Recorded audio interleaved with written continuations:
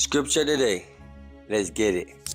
My dear brothers and sisters, take note of this. Everyone should be quick to listen, slow to speak, and slow to become angry, because human anger does not produce the righteousness that God desires. Yes, brothers and sisters, we always hear this and we read this, but we all have a difficulty actually applying it. So today I want to bring it up again. We need to be quick to listen to when somebody else is speaking, with the intention of understanding what that person is talking about. One thing that I learned is when you're hearing is to respond, but when you're listening is to understand what that person is talking about and where they're coming from. Being slow to speak is choosing wisely the words that come out of your mouth, because ultimately out of the abundance of the heart the mouth speaks, which means that we also need to take our thoughts captive.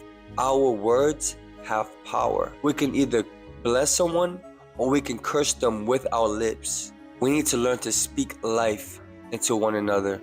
We need to learn to not be so quick to anger, which is my next point. I completely understand that spouses annoy each other and they get quick to anger. Parent to child, child to parent annoy each other, then anger builds up. Co-worker to boss, boss to co-worker, so on and so forth. And anger builds up within people and then they rage out. But we need to learn to be more at peace with each other.